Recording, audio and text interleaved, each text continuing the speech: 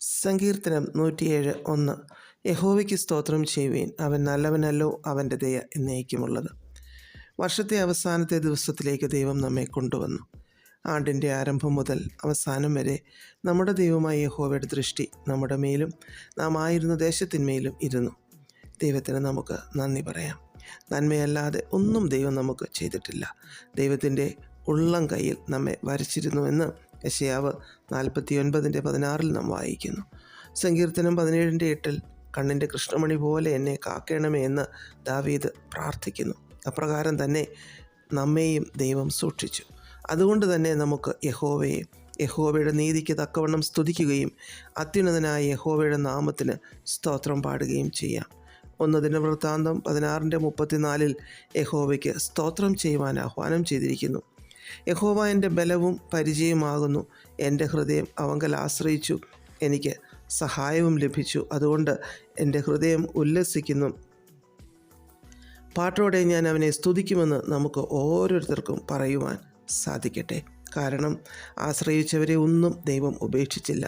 വലങ്കരം കൊണ്ട് താങ്ങി വഴി നടത്തി. ദൈവത്തിന് നമ്മെ കാത്തതിന്, പരിപാലിച്ചതിന്, വഴി നടത്തിയതിന് നമുക്ക് ഒന്നും തിരിച്ചു കൊടുക്കേണ്ട ആവശ്യമില്ല. എന്നാൽ പാട്ടോടെ ദൈവത്തിൻ്റെ നാമത്തെ സ്തുതിക്കുവാനും സ്തോത്രത്തോടെ കർത്താവിനെ മഹത്വപ്പെടുത്തുവാനും നമുക്ക് സാധിക്കണം. നമുക്ക് മറ്റുള്ളവരോട് ചേർന്ന് വരുവിൻ, നാം യഹോവയ്ക്ക് ഉല്ലസിച്ച് ഘോഷിക്കുക, നമ്മുടെ രക്ഷയുടെ പാറയ്ക്ക് ആർപ്പിടുക എന്ന് പറയുവാൻ സാധിക്കണം. യഹോവയുടെ വാതിലുകളിൽ ദൈവസന്നിധിയിൽ സ്തോത്രത്തോടും യഹോവയുടെ പ്രാകാരങ്ങളിൽ സ്തുതിയോടും കൂടി ചെല്ലുവാനും യഹോവയ്ക്ക് സ്തോത്രം ചെയ്ത് യഹോവയുടെ നാമത്തെ വാഴ്ത്തുവാനും നമുക്ക് ഈ അവസാന ദിവസം ഇടയാകട്ടെ. അതിന് നമുക്ക് സാധിക്കണം. ദൈവം ഓരോ ദിവസവും നമുക്ക് ചെയ്ത ഉപകാരങ്ങൾ ഒന്നും മറക്കാതെ നമുക്ക് ദൈവത്തിന് സ്തോത്രം ചെയ്യാം. യെശയ്യാവ് 12:4 അന്നാളിൽ നിങ്ങൾ പറയുന്നത്, യഹോവയ്ക്ക് സ്തോത്രം ചെയ്യുവിൻ, അവൻ്റെ നാമത്തെ വിളിച്ചപേക്ഷിപ്പിൻ, ജാതികളുടെ ഇടയിൽ അവൻ്റെ പ്രവൃത്തികളെ അറിയിപ്പിൻ, അവൻ്റെ നാമം ഉന്നതമായിരിക്കുന്നു എന്ന് പ്രസ്താവിപ്പീൻ എന്നാണ്. അന്നാൾ എന്ന് പറയുന്നത് ഇന്നാകട്ടെ. ദൈവനാമത്തെ നമുക്ക് മഹത്വപ്പെടുത്താം. വെളിപ്പാട് 11:17 സർവശക്തിയുള്ള കർത്താവായ ദൈവമേ, ഇരിക്കുന്നവനും ഇരുന്നവനുമായുള്ളവേ, നീ മഹാശക്തി ധരിച്ച് വാഴുകയാൽ ഞങ്ങൾ നിന്നെ സ്തുതിക്കുന്നു എന്ന് നാം വായിക്കുന്നു.